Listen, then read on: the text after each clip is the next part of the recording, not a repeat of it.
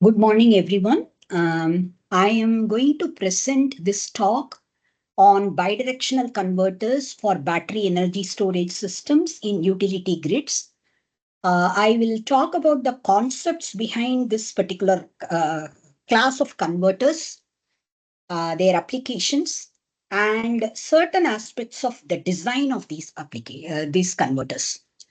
Um, if I talk about this class of converters, one of the major converters which have come into the forefront in the last few years, that is dual active bridge. So my talk is going to mainly focus on dual active bridge for battery charging applications. Dual active bridge is a bidirectional converter, and because of the advent of electric vehicles, which really require battery charging, that too fast charging, dual active bridge has been researched extensively in the last couple of decades. Uh, the dual active bridge concept came up in 1991. However, the research that has really been focused on DC-DC converter, especially dual active bridge, has happened only in the last 10 to 15 years. So I cannot say even I have worked on this extensively. I have learned a lot of things from my students, my peers, my junior colleagues, and so on. So I'm trying to present whatever material I have gathered. If you go and search in the internet, you will get huge amount of material with regard to the control aspects, design, and working of dual active bridge. So let me start my talk by sharing the slides. So the outline of this presentation is going to be somewhat like this. I will start with the importance of bidirectional converters, particularly high power converters, which are involved both in microgrid application as well as electric vehicle applications. I would first give a overall structure of high power converters, which are bidirectional in nature, and what are the requirements and challenges pertaining to this high power bidirectional converters, and what is the basic working of particularly the dual active bridge converter. And after that, I will look into different kinds of control aspects that go along with dual active bridge. I'll also discuss some of the waveforms that we obtain at different points in the topology of dual active bridge. Then I'll present some design considerations. And finally, I'm planning to conclude the talk with applications of dual active bridge. All of us know global warming and climate change is being talked about extensively. So we are trying to look at various green energy options. It's a very different topic altogether, whether green energy is really green. That anyway, we are not going into right now. Wind and solar PV are the two green energy resources that we talk about in India, particularly because of the huge amount of coastline we have, as well as the sunlight that is available in India. When we talk about green energy, mainly there are two challenges. One is it is intermittent in nature. And the power that is actually coming out of any of the green energy option, it is not a constant. We cannot have any control over the amount of wind blowing. We cannot have any control over the sunlight that we are getting. And second thing is, can we load can we have a balance between the load and the source, that is the generation?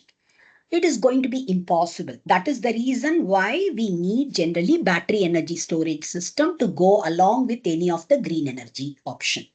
So if we have an energy storage system, it could be battery, it could be flywheel based, it could be any of the other things like pumped energy storage system and so on.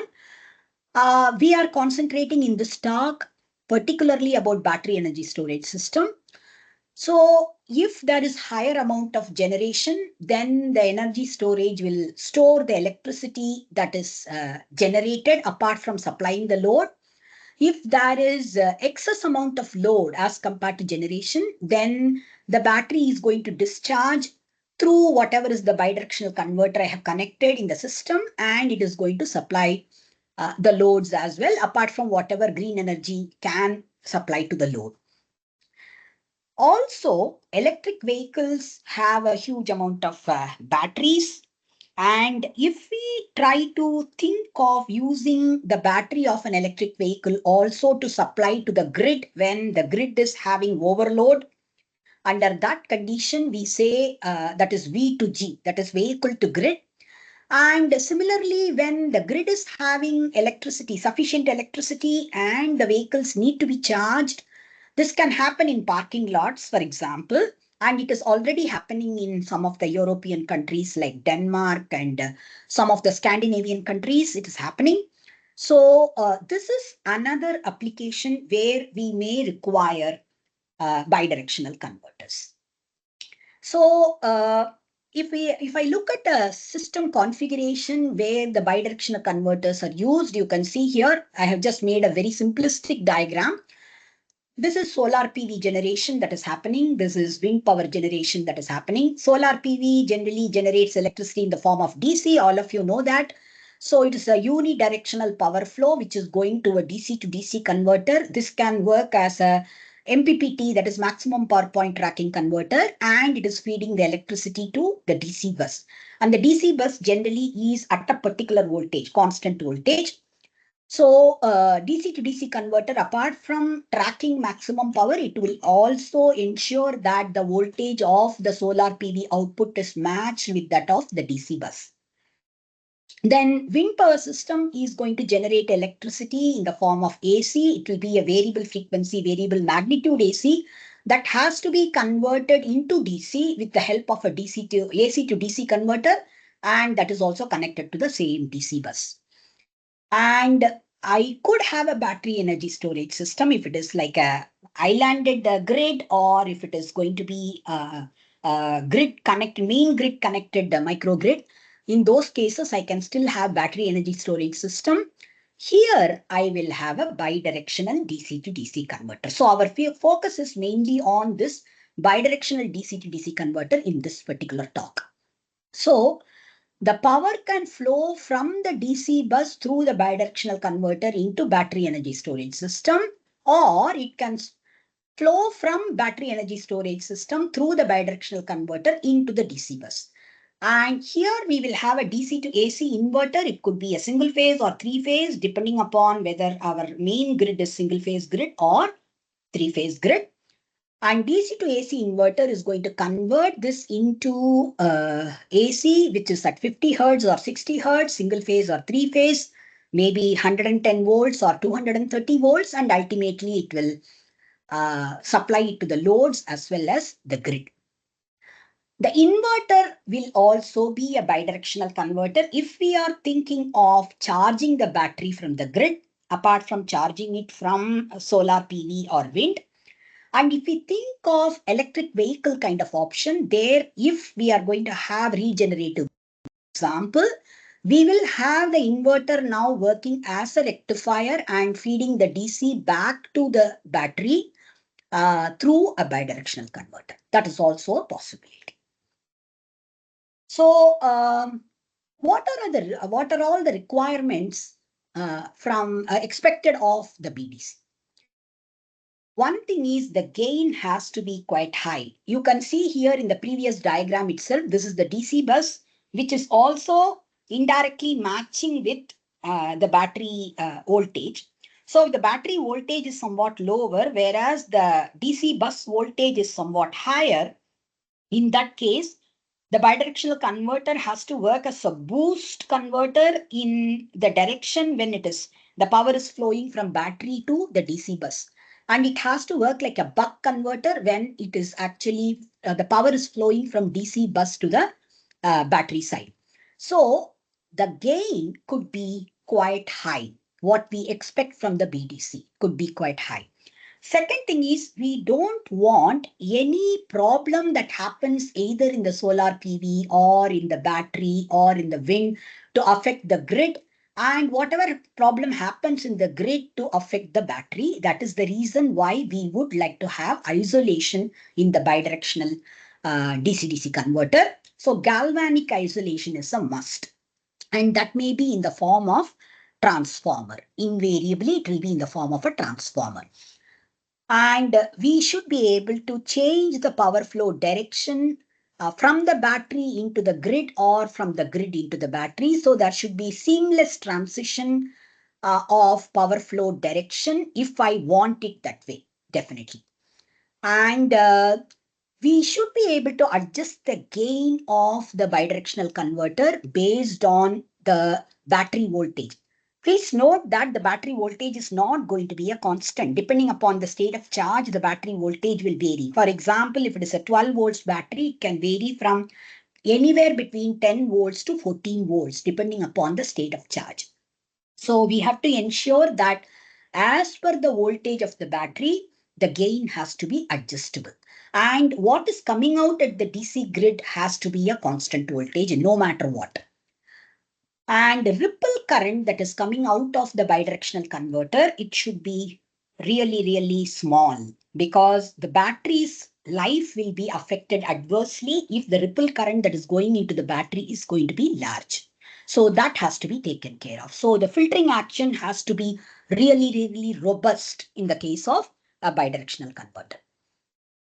So when we construct a bidirectional converter, what are all the challenges that we are going to face? If we want to reduce the voltage or current ripple, especially on the battery side, we might require a very large inductance or capacitance. The moment we talk about large inductance and capacitance, two things we have to think of. One is the size of the inductor and capacitance itself, and the second one is reliability. The size itself will be larger if we are looking at a large inductance to filter out the current ripple. The same way, if we are thinking of having a large capacitance to filter out the voltage ripple. And capacitances are generally notorious for their failure. So reliability will be decreased correspondingly. And very often in electric vehicle systems, especially, the space is at a premium. So it is going to be really difficult unless we have a high power density. We want to make the converter very small. So how are we going to do that? That is a big question that we have to answer. The second thing is, when we talk about high voltage and high power converters, we are looking at large voltage as well as large current. So the devices that we use will generally have large voltage rating as well as large current rating. Will it be available directly, especially in silicon carbide and gallium nitride technology? We are talking about silicon carbide or gallium nitride technology because of the fact that they are wide bandgap devices. They have much lower resistance compared to our silicon devices. So you will be looking at much lower losses. Heat sinks, what you use the converter along with the devices will be very small. So we are looking at whether silicon carbide and gallium nitride devices are available at such large rating. That is the second point. The third point is, if large rated devices are not available, I might have to connect multiple devices in series or parallel. When I connect multiple devices in series, I'm increasing the voltage capability, but all of them should have very similar characteristics. Otherwise, one of them will bear the brunt of the entire voltage, and then it might actually conk out. So we are definitely compromising on reliability when we are looking at multiple devices that are connected in series or parallel. And when we talk about high gain that is needed for bidirectional converter, we should think of a transformer immediately, because turns ratio will be able to give me generally, a high gain, whether it is step down or step up. So whenever I think of a transformer, the first thing is the size could be larger, first thing. And second thing is efficiency can be a casualty immediately. And most of the times when we talk about these bidirectional converters, the efficiencies that are talked about are about 98 or 99%, nothing less than that. So how are we going to achieve that kind of an efficiency? So these are all challenges that we face whenever we talk about a dual active bridge or in general any bidirectional converter. So when you look at many bidirectional converter topologies, I am first showing a non-isolated BDC, bidirectional converter, which is a synchronous buck converter. This you must have seen very commonly in many of the step down and step up applications. For example, if you are talking about an electric vehicle which is based on DC and DC motor itself, DC supply and DC motor, then you can think of this as a very common converter that could be used. So when this is the low voltage side, which could be battery, this is the high voltage side, which is actually the motor. And you may be actually supplying the motor using probably a boost converter. The other one could be a buck configuration for regenerative braking. So we are not really going to look at this at all because this has very limited power capability and it is not having isolation also. Just for the sake of continuity, I showed this circuit. Another converter which we use very commonly in solar PV generating system is push-pull converter. Please note I have shown diodes here and resistive load here. This is not the case when you talk about solar PV feeding a DC microgrid. It will be generally again self-commutating devices that will be here. And instead of a load, I will have a battery or something like that. So that is the way it is going to be. This is the dual active bridge, what we are going to focus on in today's lecture. So you can see that dual active bridge basically consists of one voltage source on one side, another DC voltage source on other side, and we have a transformer in between. This is a H bridge. This is also a H bridge. So this is like a single phase inverter topology. This is also a single phase inverter topology. Both inverters are made up of self-commutating devices. And the transformer inductance itself might, the leakage inductance itself might serve the role of filtering action. If not, we might have to include some additional inductance. And similarly, we may have a capacitance that is connected either on the input side or on the output side or on both sides. That is also for filtering again. So the dual active bridge basically has a DC source on one side. There will be a DC to AC high frequency inverter on input side, and there will be a high frequency transformer which is coupling the input and output together, but simultaneously it is going to provide galvanic isolation.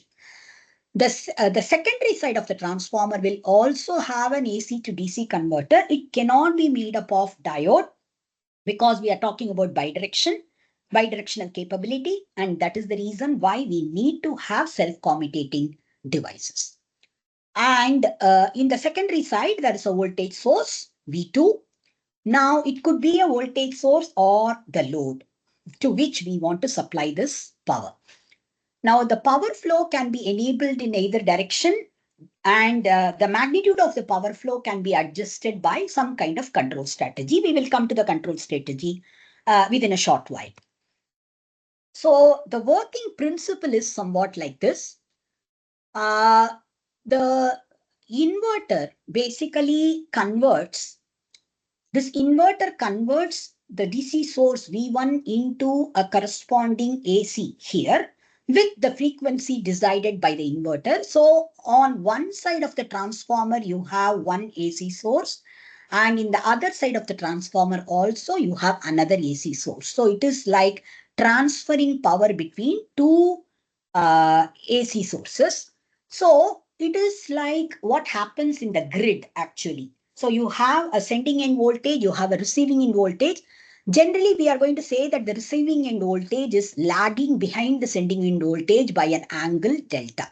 So that's why I have specified this as V2 angle minus delta. And IS angle phi, where phi is the power factor angle, that is actually the current that is flowing through the transmission line. The transmission line is specified by a reactance which is XS.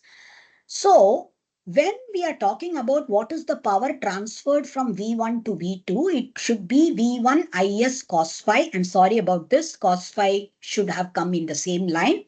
So V1 IS cos phi is the power transferred from V1 to V2. And if I try to calculate what is the current IS phi, it is V1 angle 0 minus V2 angle minus delta divided by JXS. So if I say IS cos phi is a complex number, IS angle phi is a complex number, IS cos phi will be its real part, which is actually contributing towards real power transfer. So I can say IS cos phi is V2 sine delta divided by XS. Because IS cos phi is V2 sine delta by XS, I should be able to write the power equal to V1 multiplied by V2 sine delta divided by XS, which I have specified here. So V1, V2 divided by XS multiplied by sine delta, that is what is the power transferred. This expression very clearly tells us one thing. The power that is being transferred is not really dependent upon the magnitudes of V1 and V2. The direction of the power transfer does not depend upon the magnitudes of V1 and V2. Unlike DC. In DC, if the power has to be transferred from V1 to V2, V1 has to be greater than V2. But here it is not the case. Only thing we have to ensure is V1 leads V2 by an angle delta. Only then we are going to have the power transfer possible from V1 to V2. So the power transfer will be from V1 to V2 if delta is positive and V2 to V1 if delta is negative. And this is the principle we are going to adopt in DAB, dual active bridge, to ensure that the power transfer direction is determined accordingly. So we have, let us say, the source side voltage is Vs and the load voltage is Vr. I'm showing a resistance load here. And four devices, S11 to S14, four devices are connected in a bridge format in the primary side of the transformer. And on the secondary side of the transformer also, four devices, S21 to S24, they are all connected in bridge format. So if I try to look at what is the voltage across XS, the voltage across XS will be, if I say S11 and S14 are on, I'm going to get plus Vs right across the primary of the transformer. And if I assume turns ratio is N1 by N2, I'm going to have N2 divided by N1 multiplied by Vs as the voltage at point A. And at point B, what will be the voltage? The voltage will again depend upon what is the kind of resistance, voltage across the resistance I have and which of the switches that are on. If I'm going to have S21 and S24 on, you can say if this is plus, this plus is directly connected to B, because of which I'm going to have plus VR coming up. Whereas if S21 and S24 are S23 and S22 are conducting, then I'm going to have minus of whatever is the voltage that is available, that is going to be connected to point B.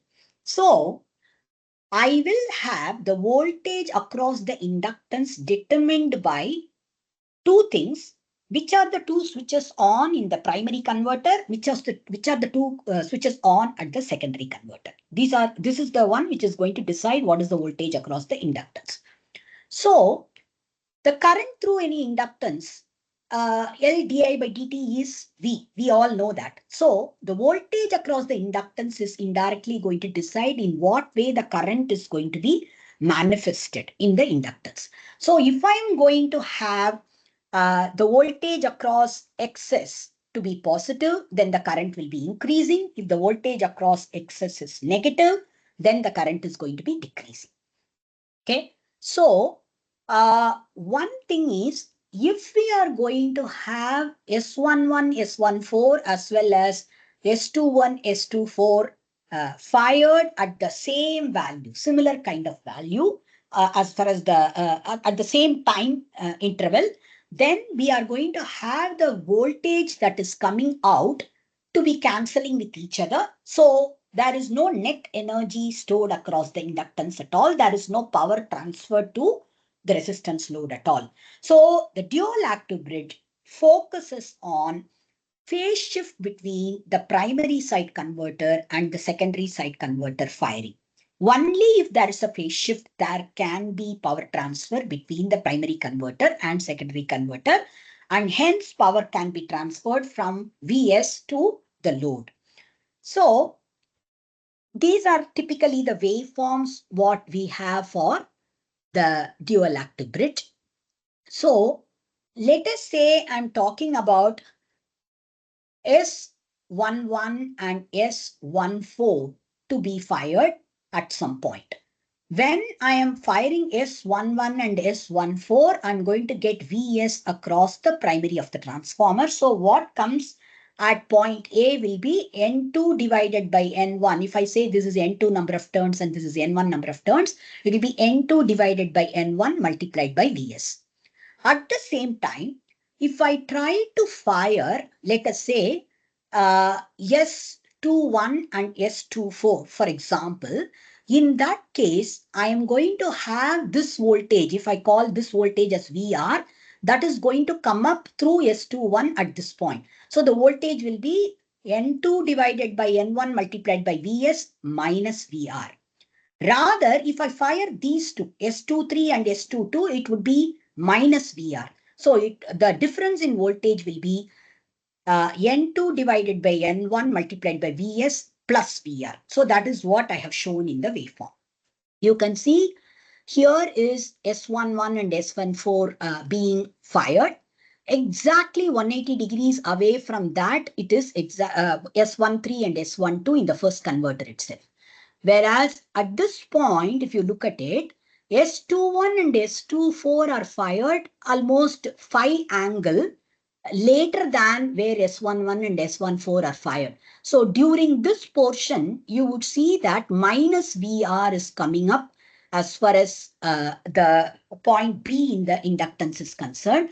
So when you look at the difference between secondary voltage and resistance voltage, it will be a lot higher. It will be essentially Vs plus VR.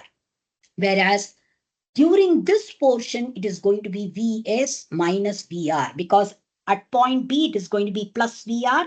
At point A, it is going to be N2 divided by N1 multiplied by the source voltage. So this is much lower at this point. And similarly, when you look at the beginning of the negative half cycle, again, the negative voltage will be much larger.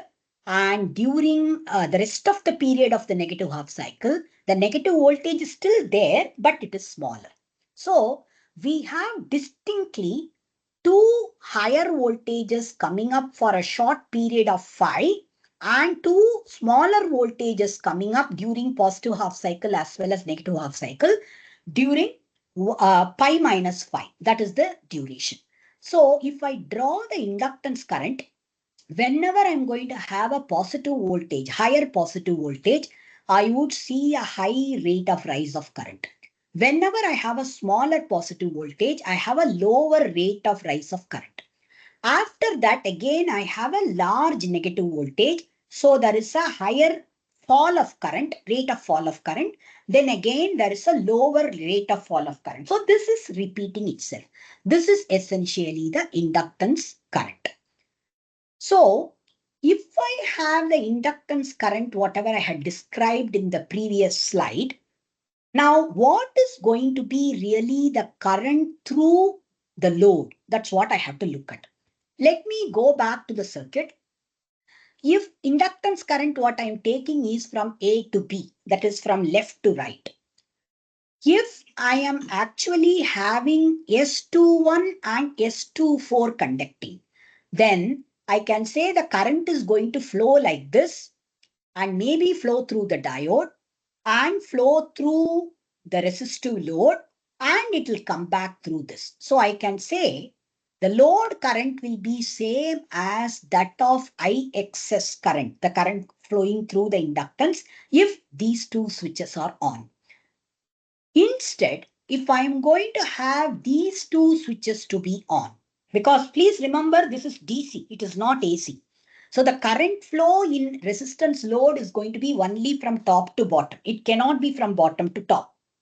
So when I talk about again the current flowing from top to bottom in the resistive load, if S23 and S22 are on, under that condition, we are going to have basically, if this is flowing from A to B, the resistance load current is going to be exactly inverse of whatever is flowing through the inductance. So this is regularly we see whenever we are looking at a rectifier action normally, whether it's a diode rectifier or thyristor rectifier. So all I am kind of emphasizing is, if I have 1 and 4 on, The current direction in the inductance is same as that of the resistance load current direction. If I have 3 and 2 on, then the inductance current is going to be opposite to that of the load current direction. So this is important for us because I am essentially drawing this current, what I have got as the inductance current. Compared to the load current, it will be exactly 180-degree opposite because S23 and S22 are on during this direction. Whereas if I try to look at the next portion, there I'm having S21 and S24 on. So the current direction will be same as that of the inductance current. And again, here also it will be same as that of the inductance current because S23 and S22 are on during this portion. So this is the way it is going to be. Okay. So if we are looking at this as our load current, now, if I want to calculate what is the average load current, if I want to calculate the average load current, what I need to do is, please note this waveform is repeating itself. So if I start from this point 0 until pi, which is t by 2, the waveform is repeating itself after that also. So all I need to do is to calculate area under this curve, current curve with respect to time, and average it over t by 2. That will give me load current average. So I have just redrawn the same current waveform here. I'm calling this area as A1, this area as A2. Please note this area is negative current. So I have to subtract this area from the area of A1 and A2, A3. So I should calculate areas A1 plus A3 minus A2 and average it over T by 2 to get the load current. So when I am actually calculating this, I'm not really going into all the details. I will leave the slides. You can definitely look into that. That's not a problem. But basically, all I'm saying is the current, maximum current here is I2. The minimum current here is I1. So there are two currents, I1 and I2. Always the current is oscillating between I1 and I2. So you can say from plus I2, it comes to minus I1, and from minus I1, it goes to minus I2, and then it is again going to plus I1 and so on. So it is continuously oscillating. So we are looking at basically calculating this area means it is I2 is the height of this triangle. The time duration is T1, which we can calculate because it is after all a linear rate of rise or fall. And we have a half BH as the area under this triangle A1. Similarly, A2 also we should be able to calculate. This is I1 and this is dt by 2 minus T1. And this particular thing, A3, is a trapezium. So that also we should be able to calculate the area. It's not a big deal. Okay. So in which case, we can say because we have already calculated the area, average load current can be ultimately after manipulation, it can be calculated as 1 by T, where T is the period of the switching of the dual active bridge, and I1 plus I2, where I1 is the smaller current and I2 is the larger current, multiplied by I2 minus I1, and LS by VLS. LS is the inductance what you have connected. VLS is the voltage across the inductance, and 1 minus D divided by 2. Now, we should be able to, okay, the last line here is disappearing, so I don't know. I'm not able to show that line anyway. So when we actually look at the overall power, what we are getting, let me write the power equation once again. So this is the kind of average load current that we will be obtaining. T times D multiplied by 1 minus D multiplied by N2 by N1, which is the turns ratio of the transformer. V1 is the source side voltage, and 2 LS. LS is the inductance, which is actually coupling V1 and V2 together. So that could be the transformer leakage reactance. That's fine. If the output voltage is V2, what we need to do is load current has to be multiplied by V2 to ultimately get what is the power. So the power is going to be N times V1, V2. N is the turns ratio of the transformer. V1, V2 multiplied by phi. Instead of D, I'm using that as the phase shift angle phi. I'm expressing everything in terms of angle now. And this is pi minus phi divided by, because I'm expressing everything in terms of half cycle, I have to divide this by 2 pi square. And please note the time period T can be expressed as 1 by Fs, and I have taken the inductance as it is, as L. So this is the power expression for the dual active bridge in terms of the two voltages, phase angle, turns ratio of the transformer, switching frequency, and the inductance. Okay. Now, I had done certain simulations in PSIM to look at the waveforms, what I get in a dual active bridge. So I have got the two devices which are phase shifted from each other by 30 degree initially. And I had used basically on one side 100-volt source. On the other side, I had used initially a resistive load, later on an 18-volt source. So this is the waveform what we get across the inductance. Because this higher voltage is for a very short duration, we are not able to see the rate of rise of current very distinctly. But this is clearer when I increase the phase shift to 60 degrees. So you can see here the rate of rise is much faster, whereas here the rate of rise is much slower. And you can also see that in the first case, when I had the phase angle shift to be 30 degrees, the power is 135 watts. Whereas when I have the phase angle shift between the primary and secondary converter is 60 degrees, I'm having the power to be 350 watts. When I increase the phase angle shift to 80 degrees, obviously, you have to have more amount of power transferred, which is also very clear. This the higher voltage portion is now increased perceivably compared to the previous two cases. So the power transferred is as high as 430 watts. Now, instead of having a resistance of 1 ohm in the secondary side, I connected a resistance, load resistance of about 18 volts. And the phase angle shift in this case was 60 degrees. And we got a power transferred amount to be 330 watts in this particular case. So all I am trying to get at is the waveforms what we get from the simulation very much resemble whatever we had analyzed originally, and the power transferred is proportional to sine delta. That is also very clearly kind of, proved from the simulations that we have done for the dual active bridge. Apart from having 50% duty ratio, that is 50% of the time T1 and T4 are on, and 50% of the time T2 and T3 are on, switches 2 and 3 are on, I had also kind of decreased the duration of conduction. Instead of 180 degrees, if each of the devices conduct only for 150 degrees duration, then we are getting the power flow to be 330 watts. Please note in the previous case, when we talked about 30-degree phase shift, we got only 135 watts in the first case.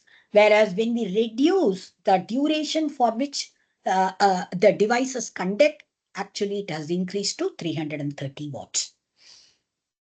So we had done many simulations. I had done many simulations looking at resistance as the component connected on the secondary side. I had also connected voltage source on the secondary side.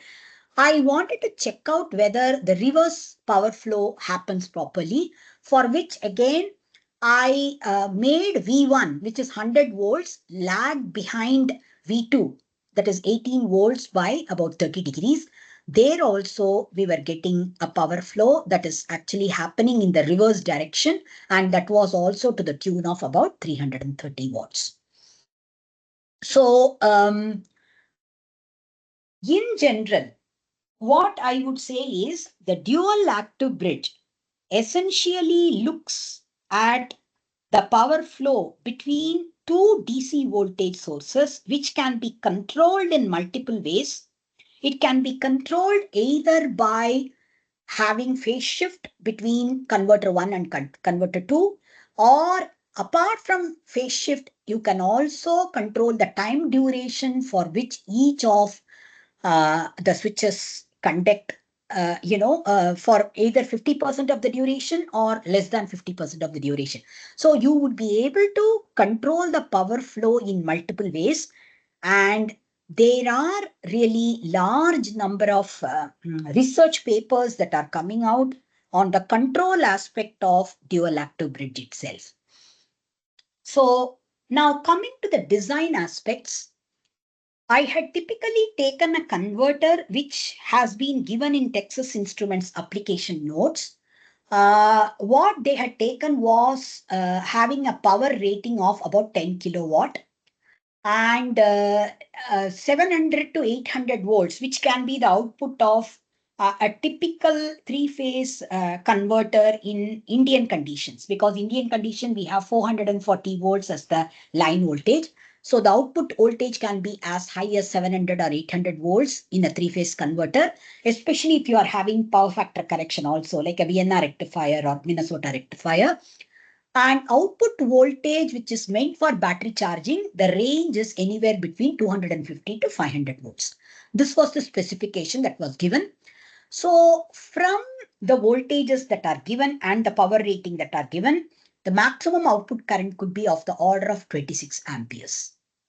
And the efficiency, what is expected of the converter, has to be as high as 98%, even at the peak power when it is delivering. So at lower power, especially peak efficiency, after testing, they have ascertained that it has happened at 4 kilowatt.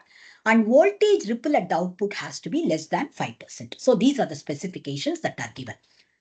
So the major components which have to be designed properly for this converter. First of all, we have to select the devices properly. We have to select the switching frequency depending upon if we have a specification about power density, like how many kilowatts have to be delivered for 1 liter or 2 liter of the volume of your converter. So these have to be specified properly, especially when we have a space crunch. This is generally specified by the people who are asking for the converter. For the industry to whom we are supplying, they will specify that this should be the power density. Then what is the maximum phase shift that we can give? And if we are giving the phase shift at pi by 2, the maximum phase shift is pi by 2 normally. For that pi by 2, what is the maximum power that we are actually envisaging? And that should be able to give us definitely, if we have a factor of safety of 2 or something like that, it should be able to give us 10 kilowatt definitely at any kind of phase shift generally. And transformer turns ratio and the design of the transformer is a very, very important factor. We need to concentrate. And if the transformer leakage inductance is not sufficient, then we might have to externally connect an inductor. And we definitely have to connect a capacitor at the output where the battery is connected. So how do we design the inductor and capacitor? These also have to be concentrated upon. So if the average load current, what we had calculated earlier, again, it is whatever is the time period multiplied by D, where D is the phase shift. And 1 minus D, what we are talking about is within the 50% duration or T by 2 duration. D is the portion for which the phase shift is given. So 1 minus D is the portion which is apart from the phase shift. And N2 by N1 is the turns ratio. V1 is the voltage. And LS is the inductance, which is actually connected in between V1 and V2. It can be before the transformer or after the transformer. What I mean is it can be on the primary side or secondary side. It doesn't matter. So the overall power, if we multiply the load current by V2, we will be getting the overall power. So it will become V1, V2. So V1, V2 is already specified here. N2 divided by N1, we are calling as turns ratio, which is N. And this D is actually phase angle phi divided by pi, because that is the fraction for which the phase shift is happening. So pi is, that is why it is coming at the bottom. 1 minus d divided by, t by 2. Instead of that, we are writing pi minus phi divided by pi. And we have this t. So t can be written as 1 by fs, and ls we have taken as it is. So this is the power expression. So if you look at this, first of all, N can be fixed based on what kind of voltages we are having. So V1 we had given already in the specification as 800 volts, and V2 we had given in the specification as 500 volts maximum. So we can call that as 800 divided by 500. So the turns ratio is 1.6.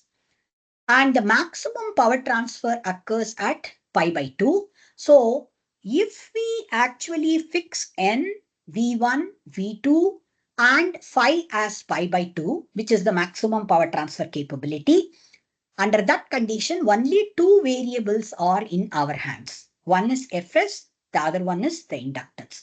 So if I choose Fs to be 100 kilohertz, for example, L value comes out to be 35 microhenry.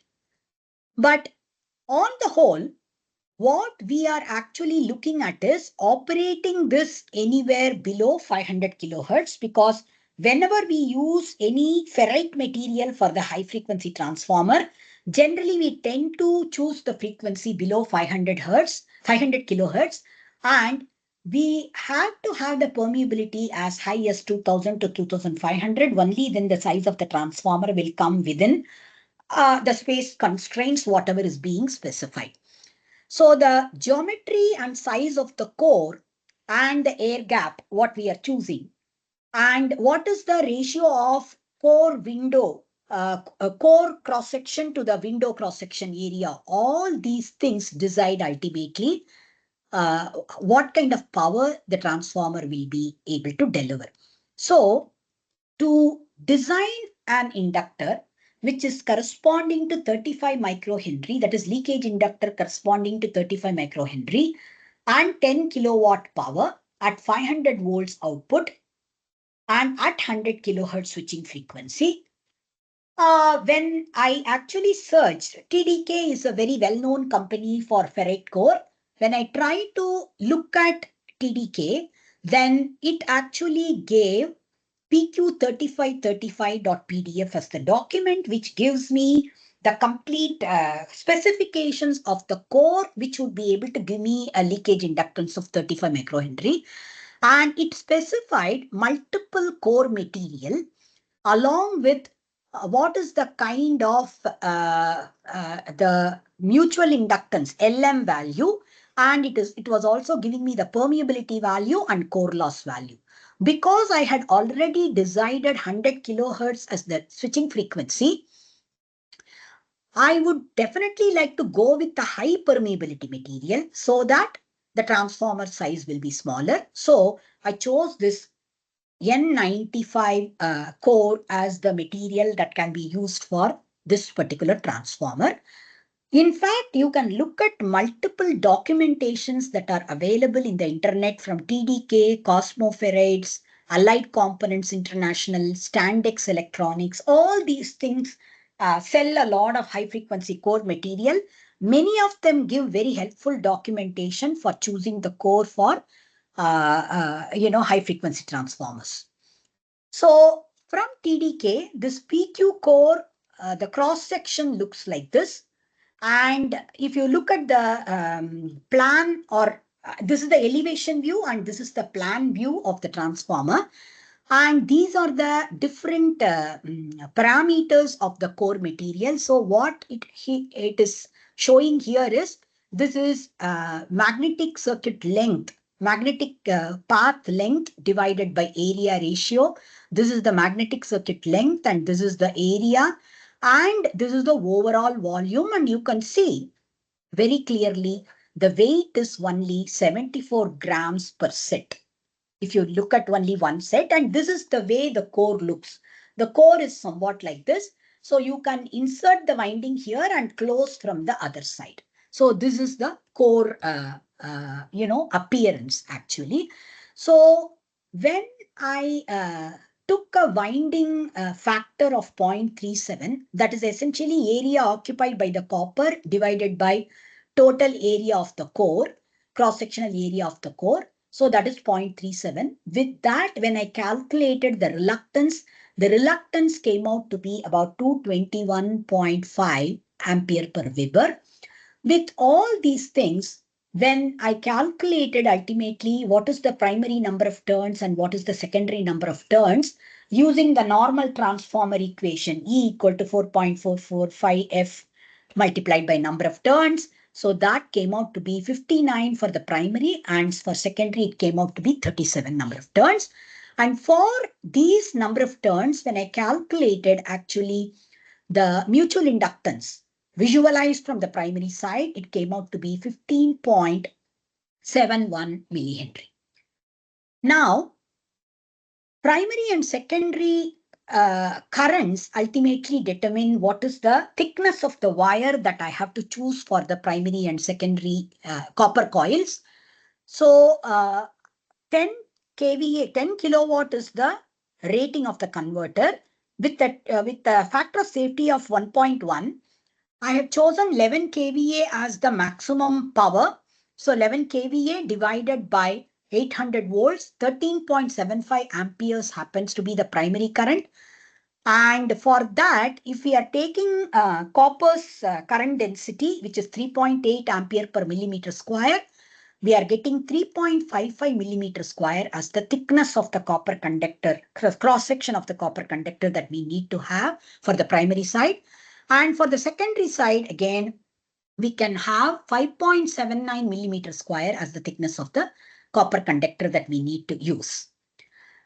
Now, if we know the thickness of the in-between portion of the core, and we know what is going to be the circumference of the copper turn which is going around, and we know 59 turns are in the primary and 37 turns are in the secondary, we should be able to calculate the total length of the copper wire, resistance of the copper wire, and we should be able to infer what are the copper losses of the transformer. That's not a big deal. And as far as the core loss is concerned, core loss is already given in the specification already for this particular core. So in which case, we should be able to again calculate what is the core loss corresponding to this particular transformer. So core loss and copper loss, if we determine, the total losses from the transformer can be deduced ultimately. Now, how do we design the capacitor at the output? At the output, the current waveform we had already shown earlier. I have just shown the current waveform once again here. The variation in the current is from I1 to I2.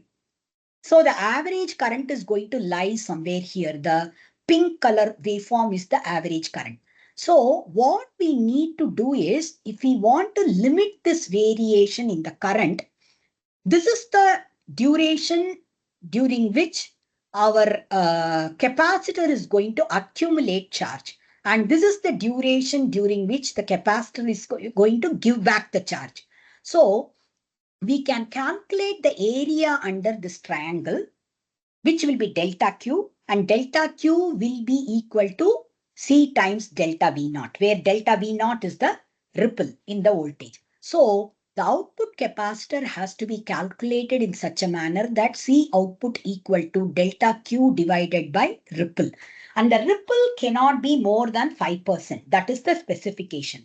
So we know the value of I1, we know the value of I2, so we can calculate what is delta Q, and from that we should be able to calculate what is the output capacitor by implementing a limitation on the maximum ripple content in the output voltage. Now, apart from the capacitor and the transformer design, one more important decision that we have to make are about the devices that we are using in the two converters. So if we are looking at the input side converter, 1200 volts Wolf-Speed silicon carbide device with about 17 ampere current rating that can be used, because We already said the primary current cannot go more than 13.75 ampere RMS. So we are giving a factor of safety again here. That's why we are choosing 17 ampere device as the device that has to be used in the primary side converter. Similarly, secondary side, we said the maximum voltage is only 500 volts, but we have chosen a 600 volts device with 33 ampere current rating. And this is also a silicon carbide device. And it's very, very important to do the analysis in terms of what are the losses that are going to be incurred in these two devices during switching as well as during the conduction. The switching losses are generally very minimal in dual active bridge because invariably the diodes will start conducting before the actual devices start conducting. And the diodes will ensure that the voltage across the devices which are coming in, it will be close to zero. So you will not have much of switching losses. It is zero voltage switching. Whereas conduction losses, you cannot ignore completely. So it has to be calculated definitely for at least one cycle. And then ultimately we will be able to calculate it as an energy loss, average energy loss that takes place in your converter. Once we decide on the devices, we definitely have to decide on the gate driver for both converters. Along with the devices, the same Wolfspeed will also give, the website will give you suggestions regarding what kind of gate drivers will go along with these devices. Then we have to have power supply designed properly for these driver modules. Then we will need voltage sensors, current sensors in the primary side of the transformer, secondary side of the transformer, primary side of the converter, and then secondary side converter. We will need all of them. Most of them will be Hall effect sensors because Hall effect gives excellent performance under AC as well as DC conditions. And most of the Hall effect sensors, which have along with them the operational amplifiers and other things, they have very good performance in terms of their input impedance and output impedance as well as slew rate. And the sensor outputs further may be amplified before being given to the ADC. So we will need again power supply for the amplification as well as for the current sensors and voltage sensors. Even all these things need to be designed. Apart from these things, there are other auxiliary components that need to be designed. High voltage electronic fuses for protection of the devices. Then controller card, what we want to use for controlling. It could be either FPGA, it could be digital signal processor, it can be a microcontroller, but we have to ensure that general purpose programmable input output as well as PWM pins, there are sufficient in number.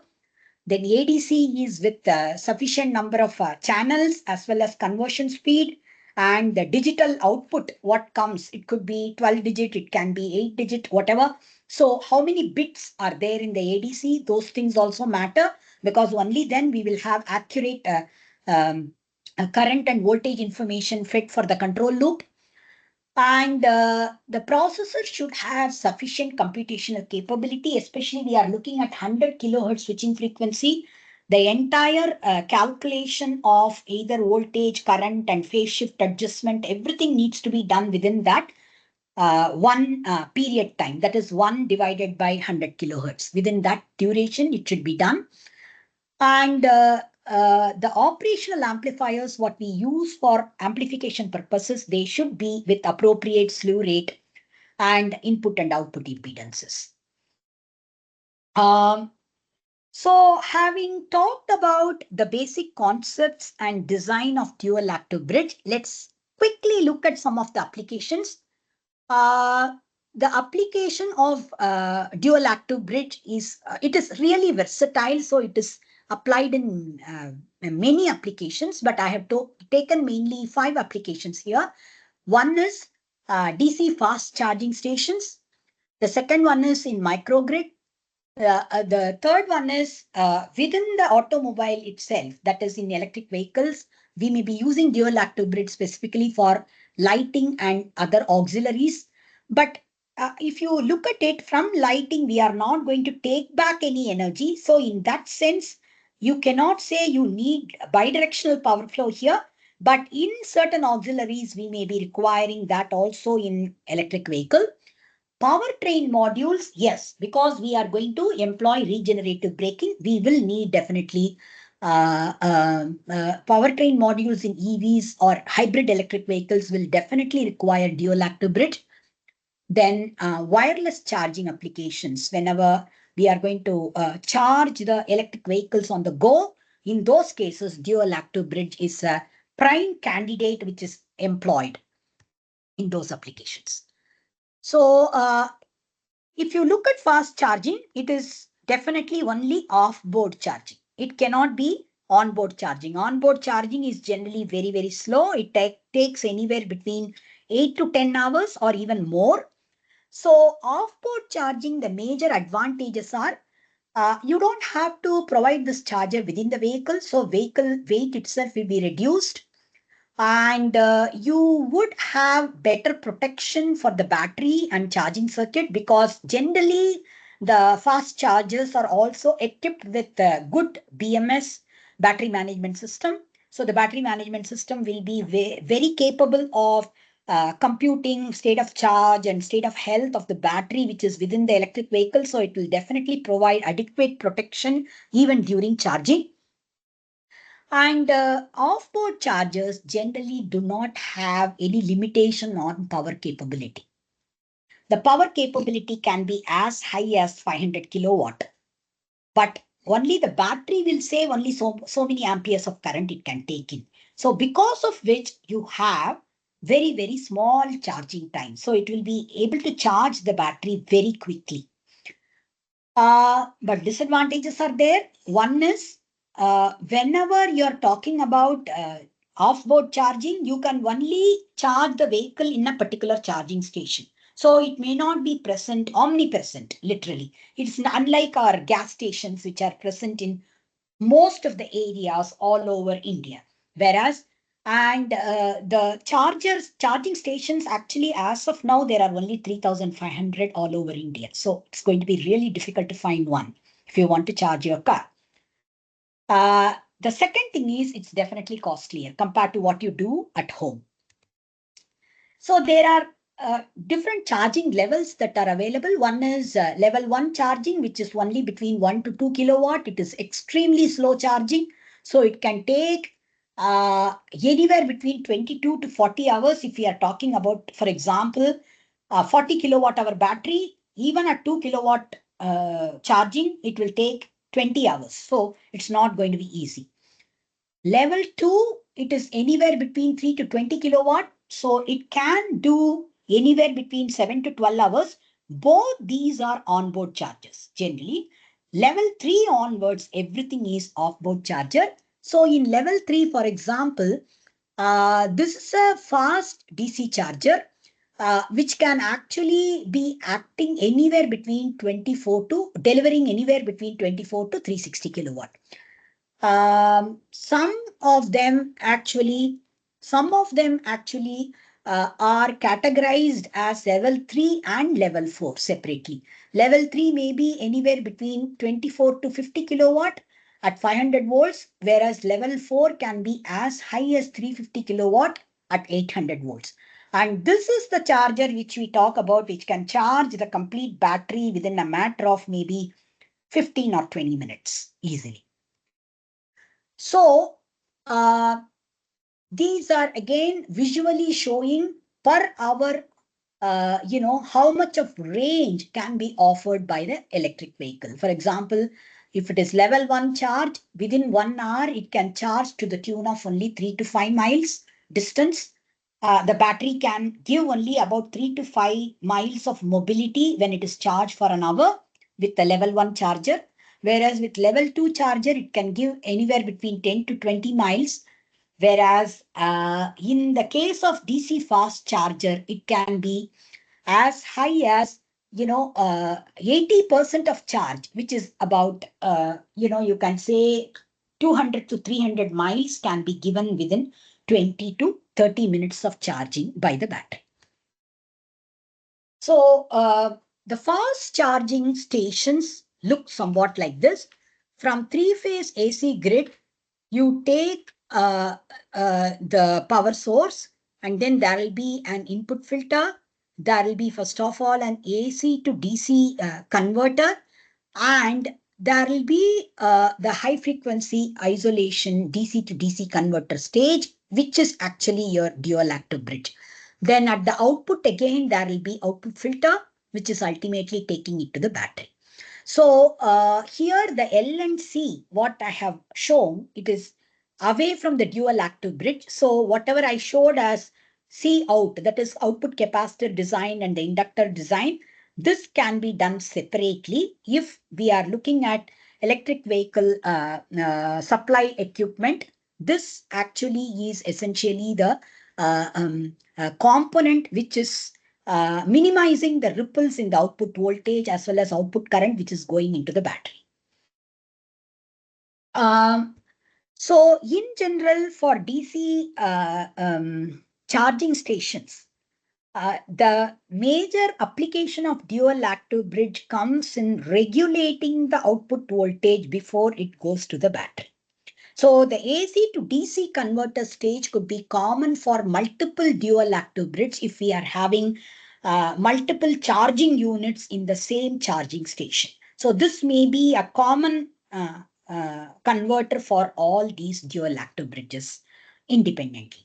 So now in the case of microgrids, we can have actually, dual active bridge along with battery energy storage system in a microgrid to ensure that the loads are supplied in an uninterrupted manner.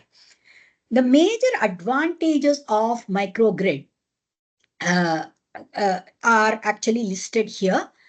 One is, as per the demand, you may be able to adjust or tweak the generation appropriately in microgrid. You may be able to stagger the loads in such a way that peak can be shaved. We don't have to have the peak demand so high. And we will be able to dispatch the power optimally among all the loads. And taking into consideration what is the actual cost of generation, we may be able to prioritize whether we should have solar first, whether we should have wind first, and if we have fuel cell based generation. So we can prioritize what generation we should be taking at present, depending upon the load condition. And generally, the generation and loads are pretty close to each other. That is the reason why transmission and distribution losses are minimized. There are less number of conversions, AC to DC, DC to AC. So many conversions will not take place in these cases, especially if we are talking about DC homes, which have been extensively proposed by IIT Madras Research Park.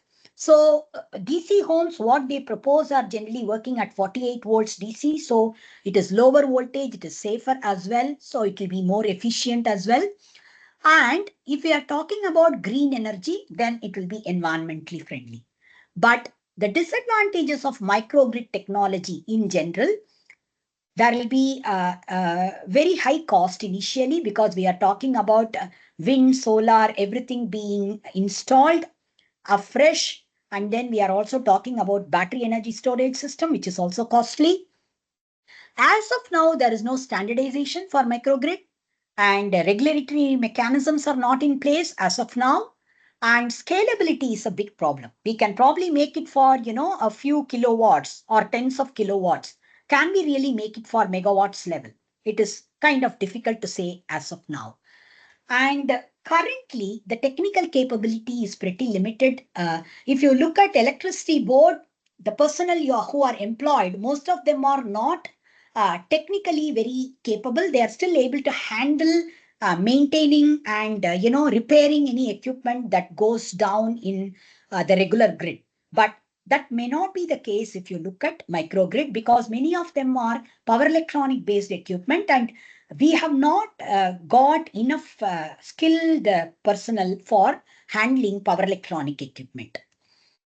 So If you look at the DC microgrid, this is how it looks. Basically, you can see that this is the medium voltage grid from which there will be a step down transformer before it is being connected to ultimately our microgrid. So this is our microgrid, what we are talking about. We can have wind, we can have solar power generation. So there will be AC to DC converter, DC to DC converter. The battery, essentially what we are talking about, that is connected to the DC bus, essentially using a bidirectional converter. So this has to be a bidirectional converter. And we can see that whatever is the power that is evacuated into the DC bus, that is converted into AC before being connected to the medium voltage grid. So if we are talking about fast charging stations as well as charging ports for the electric vehicle, these DC to DC converters also have to be bidirectional in nature. If we are talking about auxiliaries in electric vehicle, where dual active bridge can be used, voltage levels in electric vehicles as of today, it is anywhere between 300 to 400 volts. And Tesla cars are slowly migrating towards 600 volts, and they are also talking about 800 volts as of today. So the voltage level is continuously increasing so that the currents will be kept at lower values. So cabling becomes much more manageable. Otherwise, the cables become extremely thick. They become rigid, and it becomes very difficult to run the cable along the car and make sure that, adequate insulation is provided and so on. It's not easy. And connections become that much more difficult when you have very stiff and thick conductors.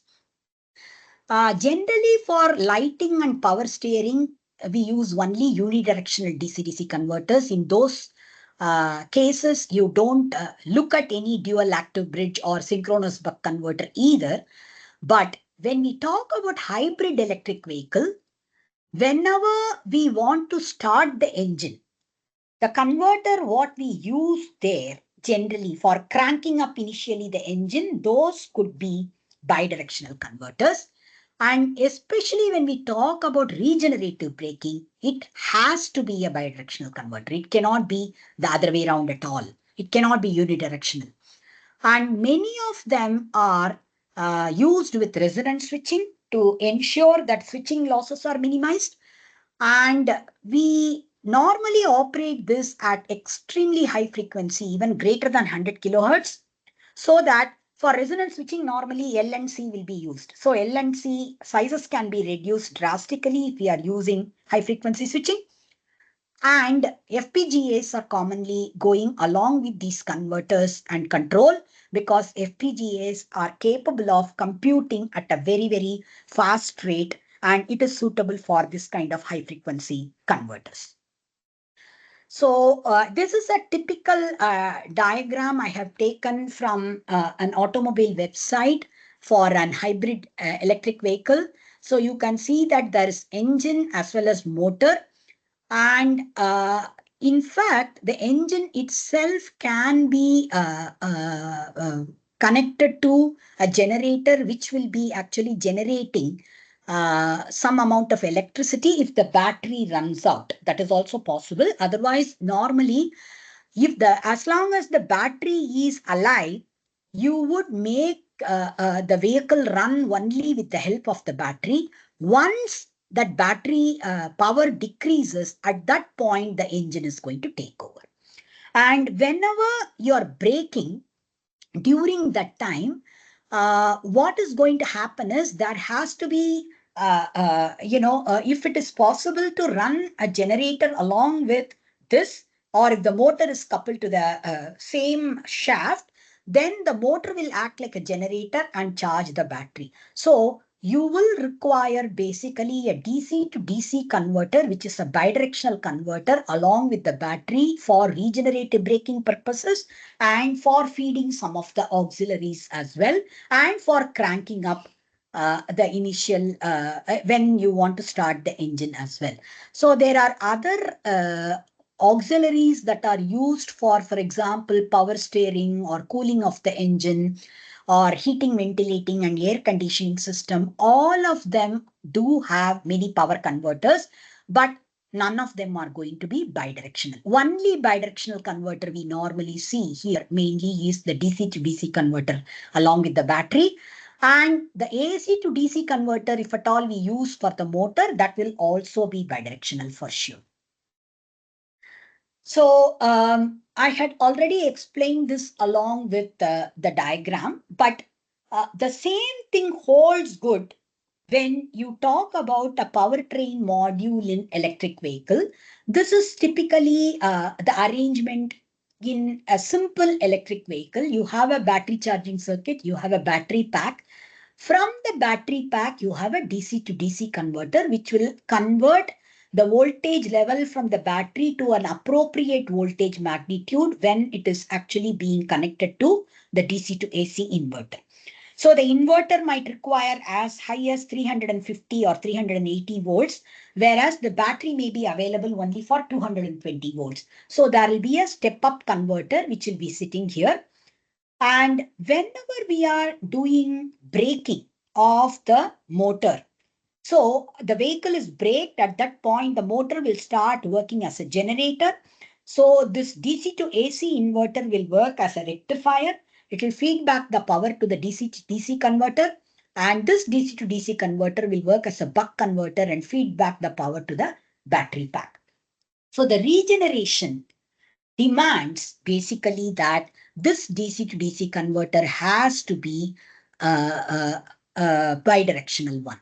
So that is the reason generally, if we want to really improve the range of the vehicle by incorporating regenerative braking, we have to have a bidirectional DC converter in the powertrain of an electric vehicle. The last but not the least, we are going to look at wireless charging. In South Korea, particularly, wireless charging is implemented in some of the highways in one of the lanes. So you can see that this particular lane is recharging lane. So what is going to happen here is from the road, where underneath the road, there will be a secondary of the transformer that will be primary of the transformer that will be buried. And the secondary of the transformer will be within the vehicle itself. So it will draw power from the primary of the transformer, and it will have a rectifier sitting inside the vehicle itself, and it will be able to charge the battery on the go. So in this particular case, one major advantage is because the vehicle charges on the go, you would be able to increase the range of the vehicle. But the disadvantage is you are not going to have the efficiency of this wireless charger to be high, because the coupling itself is not very tight between the primary and secondary of the transformer. But if the frequency of this wireless charging is increased, like what is happening in a Tesla coil, you might have heard of Tesla coil, which was constructed by Nikola Tesla way back in 1880s or 1890s. So he was demonstrating wireless power transmission at that point itself. Higher the frequency of the coil, efficiency of wireless transmission will be much better. So that high frequency can be achieved by dual active bridge. So this is kind of the arrangement what you see for wireless charging. What happens is from the grid, 50 or 60 hertz supply, there will be an AC to DC converter, and there will be a full bridge VSI, which is actually the primary side of the dual active bridge. And it is going to create a high frequency AC voltage, which which is powering up the primary of the transformer, which is buried underneath the road. The secondary of the transformer is within the vehicle, and the vehicle is also going to have a full voltage source converter, which is the secondary side converter of the dual active bridge. Then we will have the filter and the battery within the car getting charged. So these are the components in a wireless power transmission system. So this is the typical arrangement what we see in a wireless charger system. I have given somewhat kind of a explanation or different components that are there in the wireless power transmission system. So again, this is the AC to DC converter stage, and this is the full bridge inverter stage of the wireless charger, which is the primary side of the dual active bridge. All these things have to be controllers. So the controllers have to necessarily control the AC to DC converter as well as the DC to AC converter. The AC to DC converter will have also the power factor correction so that the power quality is not affected adversely. Now, this is the primary side of the transformer, which is buried underneath the road. And this is the secondary side of the transformer. The coupling between these two cannot be tight because one is in the vehicle, which is moving. The other one is stationary within the road or buried underneath the road. And we will have AC to DC, DC to DC converter and so on before it is connected to the battery. So we will have this kind of a system when we talk about wireless charging. And this is very much prevalent in South Korea in many of the highways, in one of the lanes. So to summarize whatever we saw about dual active bridge, although dual active bridge was invented in 1991, extensively it is being researched ever since we talk about global warming and climate change, green energy, solar PV and wind power generating system, and now lately electric vehicle, especially for charging stations. And the complete research in dual active bridge has been considerably transformed with the advent of silicon carbide and gallium nitride devices because of multiple reasons. One is they can work at extremely high frequencies, and we have embedded controllers. They can go hand in hand with these devices and they can run along with the high frequency operation of silicon carbide and gallium nitride.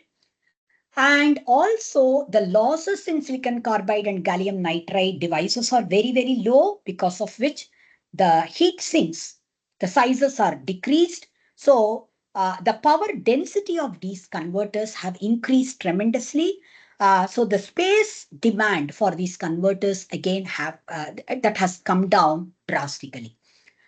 And the advantages of dual active bridge, like high efficiency, and it can give large gain, and galvanic isolation offered by the transformer, and multiple control aspects, all these things are working as a big advantage to use them in electric charging station. And still tremendous amount of research is going on in dual active bridge because of the converters versatility on the whole. So these are the references I referred to. It's not exactly limited to this, but these are my primary references. And thank you so much for your attention.